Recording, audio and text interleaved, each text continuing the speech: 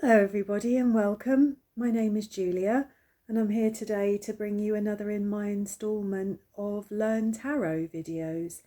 This video is number 10 and today we're going to be looking at card number 9 of the Major Arcana, which is the Hermit. And as usual, we'll follow the same format. I'll tell you what the Hermit means to me, the way that I've learnt to have a relationship with the card, the Hermit, and I'll show you some of the Hermit cards from some of my decks, and then I will give you some questions that you can use if you're interested in reflecting or meditating upon the energy of the Hermit. So thank you for being here. Thank you to all my returning viewers. Thank you to everybody who's subscribed recently. If you're new here, thanks so much for watching. Please do give me a thumbs up if you like this video, and do subscribe. If you have a look at my channel, you'll see I've got lots of other playlists of lots of different videos, tarot reviews, comparisons, Learn Tarot, some pick a card readings, some astrology readings, all sorts of things. So if you would be so kind as to give me a thumbs up and to subscribe to my channel, that would be lovely. Thank you. So without further ado, we're looking at the Hermit. This is the Hermit from the Radiant Wise Rider-Waite deck, which is a beautiful deck of tarot cards, and this is a very, very traditional card here. So the Hermit to me is the card of Virgo. It's ruled by Mercury. As I said, it's card number 9 in the deck. The Hermit is a card of introspection, analysis, but also virginity. Mercury. Virgo is the Virgin in astrology. She's the maiden. So this is also a card of virginity and purity, really. There's a desire for peace and solitude, a time to think, to take stock, to organise and ruminate. There could be frustration and discontent at this time of withdrawal, but such times lead to enlightenment, illumination and clarity. The Hermit could represent a wise and inspirational person, a friend, a therapist, a teacher. They can shine light on things that were previously mysterious and confusing and help you to find what you are seeking. The Hermit is not locked away in a reclusive cell. He's always on the move, wandering, searching. The Hermit is the restless mind of Virgo, always gathering information, analysing and making connections. And I resonate very strongly with that. I'm a Virgo myself, and the restless, wandering, searching, seeking mind certainly resonates. It's both a gift and a curse. Virgos can be sceptical, so if anyone's going to shine a light and a lantern in a dark place and have a good look into the corners and the shadows, it's going to be a Virgo. So do not be afraid of this time of retreat, because when you emerge, you will see everything in a brand new light. The Hermit may withdraw from society to shut out distractions and complete inner work, but he never withdraws from society completely. He never withdraws from humanity. He continues to give shelter and wisdom to all who need it and all who search him out. So in his higher realms, he represents solitude, contemplation, meditation, and the attention to inner details. And in his lower shadow levels, it can represent an immaturity in thinking, extreme introversion, depression, being overly self-conscious, self-denial, and a withdrawal from life. So there we go. So we'll start with this card here, actually. And in this card, we can see the very traditional hermit here with his lantern and his staff. And I think within his lantern there's a 6-pointed star there. It looks to me like he stood on the top of a mountain, really, and he's looking down. So it's like he's separate and above such material matters. He's holding himself above other things. So there we go. That's the radiant, wise Rider-Waite. In the Tarot of the New Vision, this is a classic Rider-Waite deck also. And again, we see the very traditional hermit, but we see him from a slightly different perspective. And as we can see, I think he is stood on top of a mountain and he's looking down from a height onto humanity, onto mankind and the world. I think the snake there that's sort of creeping up behind him, to me, that represents transformation, I think, in this deck. I don't know that for sure, but with a snake shedding its skin, yeah, I mean, snakes can represent negative energies and negative forces also, but I think this is a transformational energy. It would be lovely to hear your opinions or your thoughts on what this snake might be doing in the Hermit card here. I always welcome comments. Comments are lovely. Comments are fantastic, actually. The next card I've got here, which I just love. I think this is one of my favourite tarot cards ever, actually. And this is from my zombie deck. I just love this. That could be me. She's laid there on her sofa with her book and her chocolates, and she's comfy and she's warm and she's safe. And she's just oblivious, really, to the insanity and the madness outside. She's content and happy in her inner world. I think this represents not just solitude, but also self-reliance, actually, this card. It's like she's independent. She doesn't need anybody else, really, here. She's got everything that she needs, and she's quite content. She's reading, so she's focused on her inner world. Yeah, I love that card. It makes me laugh, excuse me, every time. And such a novel and unique take on the hermit there, isn't it? In the Light Seers deck, the beautiful Light Seers deck here, this is a sort of truly spiritual and sacred aloneness, I think. It's like she's actually risen above the world to reflect and meditate and to connect with herself. I think there might be a warning with this card to not separate yourself quite so much from, or to withdraw quite so much, as you can become a little bit isolated and lonely at times. She doesn't actually need the lantern here because the light comes from within. It's generated within her heart chakra here. So that's a beautiful card.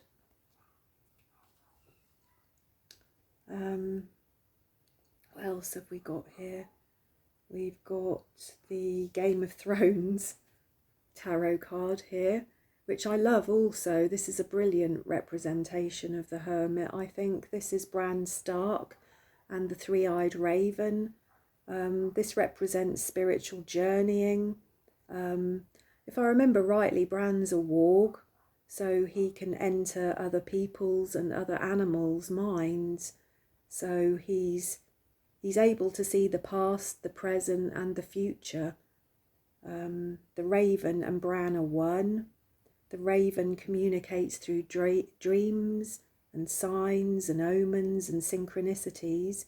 And to me, that's much like our own intuition and our own unconscious, our own collective unconscious. So that's a fantastic card, isn't it? We've also got here the divine tarot deck, which is a beautiful deck. I haven't actually used this deck yet in my practice. I'm still reading the book and getting to know some of the fairy tales and legends, but I will be using this deck because it's beautiful. I think this is a Celtic legend here, actually. It's a very traditional hermit, but I think he might be a druid in this deck. And I know for sure that the white stag represents the need to forget the material world for the time being and to pursue your own inner spirituality. So again, that's a gorgeous, gorgeous card.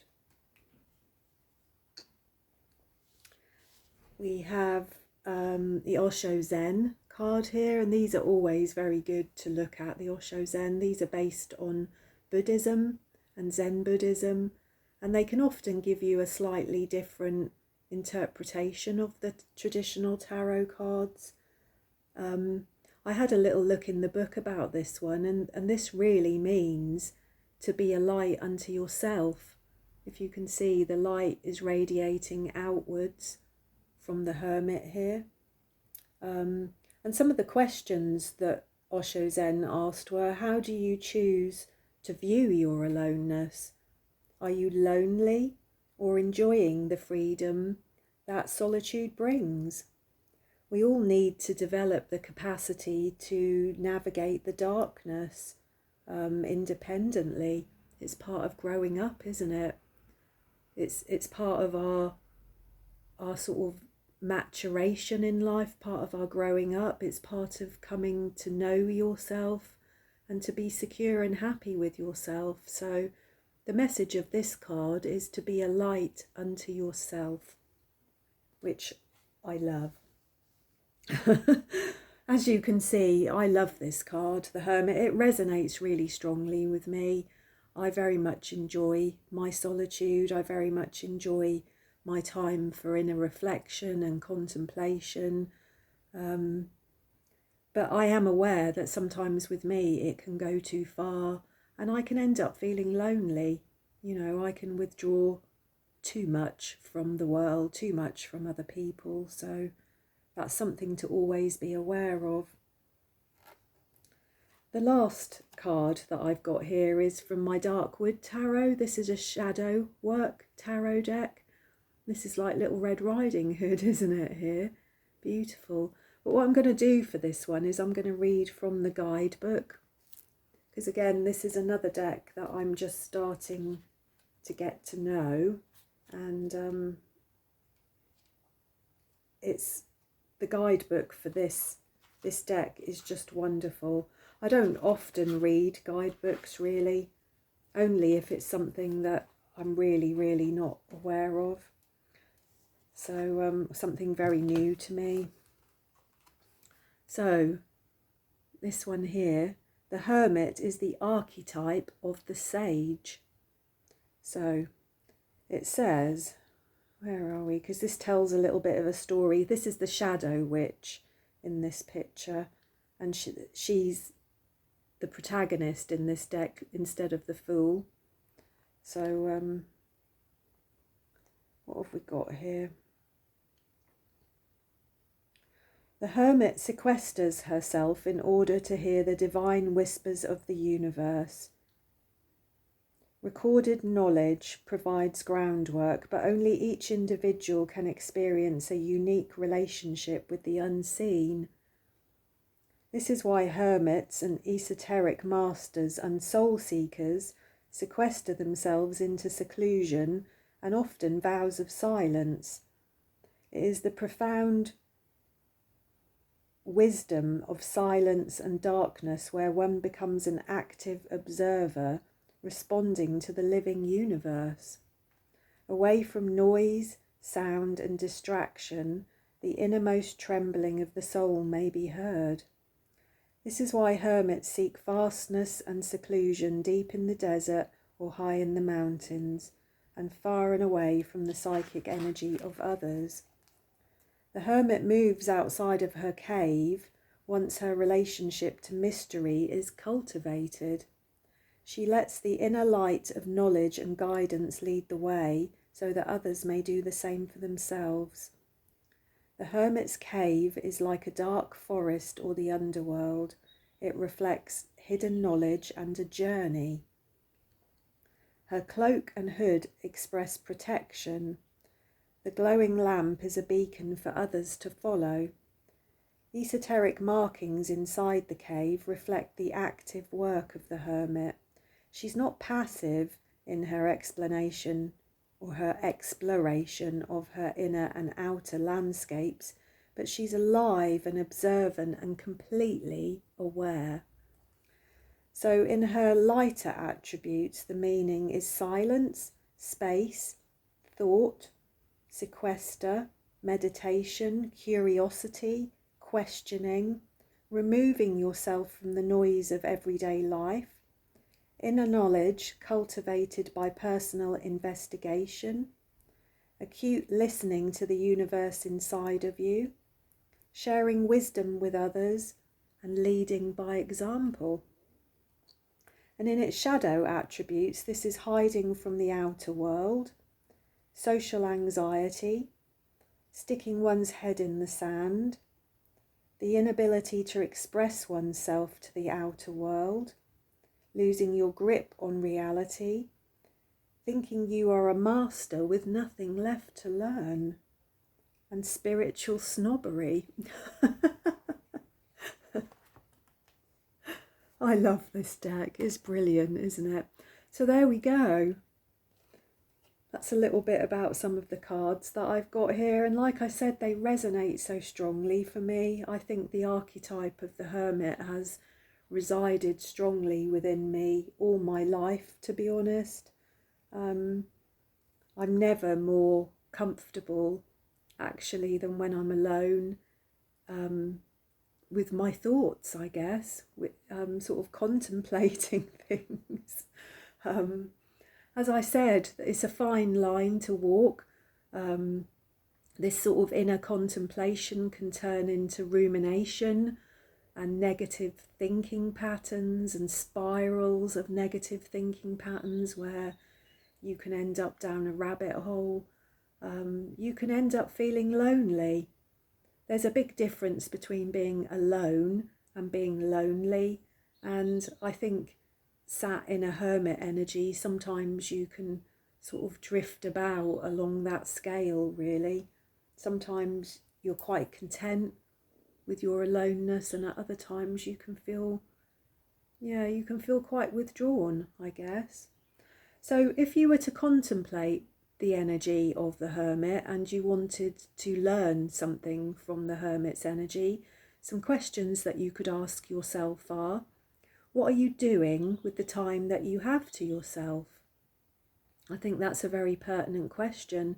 Many of us, or many people in the world today, just have their face in their phone or on some device or another, and it's all external, isn't it? It's all material and external. And I think it's fairly rare for a lot of people actually in the world to spend time contemplating and reflecting, which is something that I think is vital actually and really important. Number 2 is, what are you seeking to understand? So what's all of this alone time about? What are you seeking the answers for? I think in philosophy, some of the basic questions of philosophy are, who am I? Where am I? Who made me? What am I here for? What is my purpose? I would say that if you're truly sat in hermit energy, they are some of the questions that you would contemplate and you would seek to understand. Question 3 is, how does the silence make you feel? And as I said, this can be a kind of sliding scale. Sometimes that silence is beautiful and peaceful and nurturing and comfortable, and at other times the silence can be deafening. So that's an important question to contemplate, I think. Question number 4 is, what is your inner voice telling you? So what messages do you get back? you know, as you are the hermit, shining your lantern, shining your light in the dark corners of your psyche, what does your inner voice tell you? What messages come back to you? And question number 5 is, could you take this stillness and grace back to humanity? What do you have to teach others? Can you maintain your serenity among society? So again, this is an important question, isn't it? Because it's easy to be serene and still and peaceful alone a lot of the time, but it can be quite tricky to do that out in the real world amongst people. Can you maintain that level of serenity? I know that that's something that I have an ongoing struggle with. I'm what's called a highly sensitive person. There is such a thing. I think there's about maybe 15 to 20% of the population, people that are perhaps introverted and sensitive and very much prefer to be alone because they can find the outside world quite toxic. Being sensitive in an insensitive world is quite difficult. So I think that's a very relevant question as well, is that can you take your stillness and grace back to humanity? Do you have anything to teach others? So there we go. I hope that you found this interesting and helpful, and thanks so much for being here. Thanks so much for watching. As I said, if you like my videos, please do give me a thumbs up and subscribe. That would mean the world to me, and it helps my channel to grow. And I look forward to seeing you again next time with the Wheel of Fortune. I think that's card number 10, isn't it? The Wheel of Fortune. So thank you and see you later.